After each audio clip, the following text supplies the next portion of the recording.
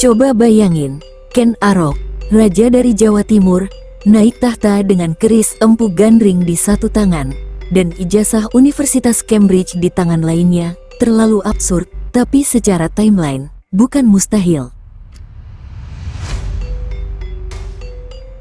Cambridge itu sudah berdiri sejak tahun 1209, sementara Ken Arok baru jadi raja tahun 1222. Artinya, ketika Ken Arok masih sibuk ngurus perebutan tahta Singhasari, anak-anak Inggris udah sibuk ngantuk di kelas filsafat. Dan jangan lupakan, pada tahun 1215, Raja John dari Inggris menandatangani Magna Carta, cikal bakal hak asasi manusia. Jadi, saat Ken Arok lagi menusuk tunggul ametung pakai keris terkutuk di Inggris, orang-orang udah mulai ngomongin hak sipil. Bayangkan ini, kita hidup di abad ke-21, lalu kita diceritain kisah Hayam Wuruk dari abad ke-14, kuno banget kan? Nah, bagi orang Majapahit dulu, Sriwijaya juga dianggap kuno banget, sama-sama terpaut 7 abad. Hayam Wuruk mungkin berpikir, Balaputra siapa? Udah nggak nyambung nih jokesnya. Jadi jangan heran kalau kamu merasa Majapahit dan Sriwijaya itu kayak tetangga beda RT. Padahal, beda zaman. Bukan sekadar beda kode pos. Di belahan dunia lain, tepatnya di Meksiko, tahun 1521, Kekaisaran Aztec ditaklukkan oleh Spanyol. Sementara di Nusantara, Majapahit masih ngeyel eksis, walaupun udah mulai ngos-ngosan. Sebagian wilayah Majapahit baru benar-benar lepas tahun 1527, ketika Kesultanan Demak menyerbu.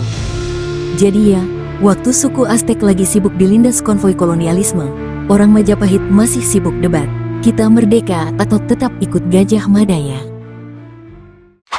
Kalau kamu penggemar sambal, tolong tahan air mata, karena Gajah Mada, sang mahapati sejuta strategi itu, gak pernah makan cabai, tomat, apalagi ubi jalar. Soalnya bahan-bahan itu baru masuk ke Nusantara setelah abad ke-16 dari benua Amerika. Gajah Mada hidup di abad ke-14, jadi jangan bayangkan dia makan nasi goreng pedas kayak kita. Perang Salib pertama pecah di tahun 1096, sementara Perang Bubat, tragedi paling awkward antara Majapahit dan Kerajaan Sunda, baru terjadi di abad ke-14.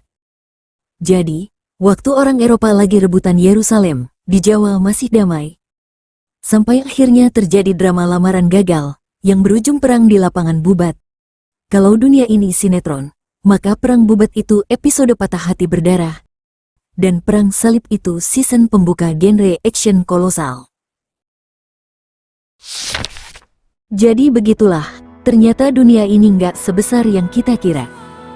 Kadang, Ken Arok dan mahasiswa Cambridge itu cuma beda kapal dan benua. Kadang juga, sambal favorit kamu, ternyata belum eksis di zaman Gajah Mada. Sejarah memang nggak bisa diulang, tapi bisa banget kita lihat dari sisi yang beda. Lebih seru, lebih nyambung, dan ya, kadang lebih kocak. Kalau kamu suka video ini, jangan lupa like, share, dan subscribe, biar kamu nggak ketinggalan fakta sejarah lain yang gokil tapi nyata. Sampai jumpa di video berikutnya. Dan ingat, sejarah bukan cuma soal masa lalu. Kadang, dia cuma nunggu kamu peka.